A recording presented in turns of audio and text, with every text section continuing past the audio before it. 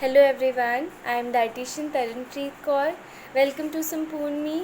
So today we'll discuss about the term mindful eating. अब mindful eating क्या होता है? So let's start with a question.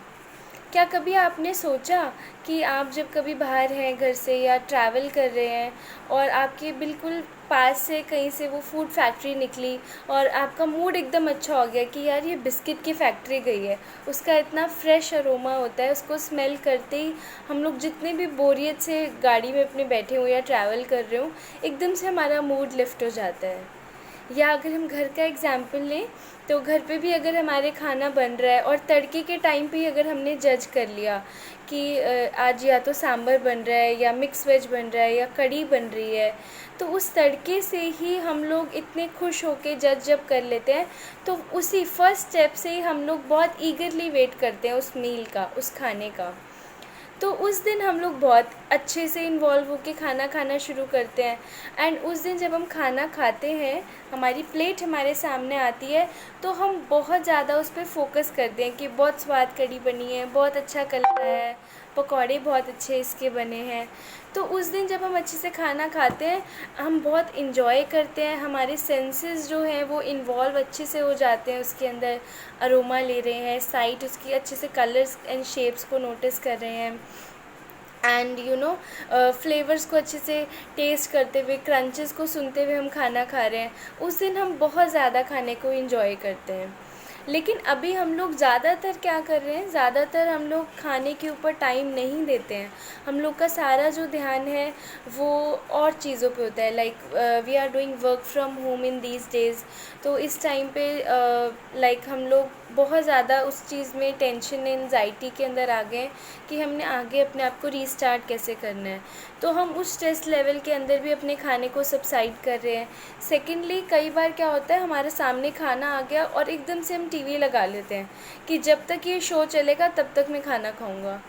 तो उस टाइम पे क्या हुआ, आपके सेंसेस आपको जो सिग्नल्स दे रहे थे कि ये कैसा फ्लेवर है, कैसा टेक्सचर है, आपने वो सब कुछ इग्नोर कर दिया एंड आपका सारा फोकस चला गया सामने जो टीवी पे चल रहा है।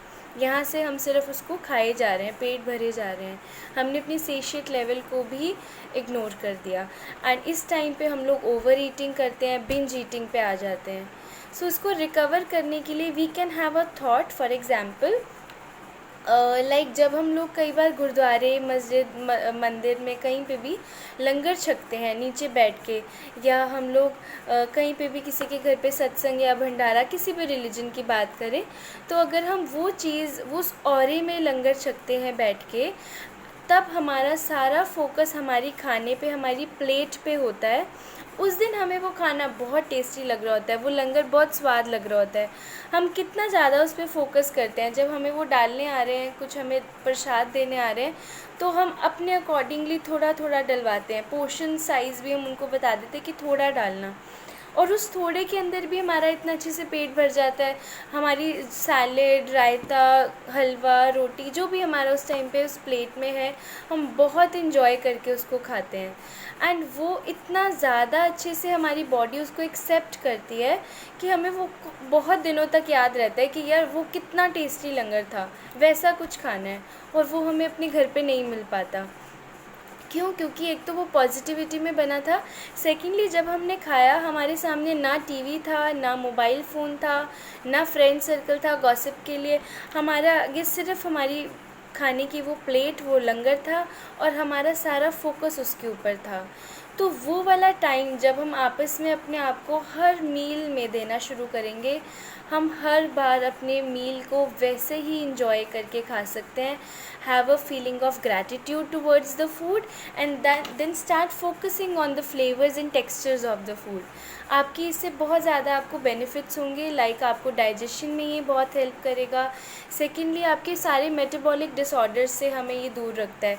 सारे अल्सर्स, गैस, जो एसिडिटी की प्रॉब्लम आती है या गैस्ट्रिक इश्यूज़ आते हैं, वो सब इससे रिजॉल्व हो जाते हैं। एंड उसके बाद हमारा इसमें हमें ग्रैटिट्यूड जब आने लगता है, we make a strong connection to our food with our body, and also इससे हम लोगों को एक स्मॉल फ्रीक्वेंट मील्स लेने की आदत हो जाती है, जिससे कि हमने एक बार में खाया, थोड़ा खाया, थोड़ी देर में फिर भूख लगी, फिर से थोड़ा खाया।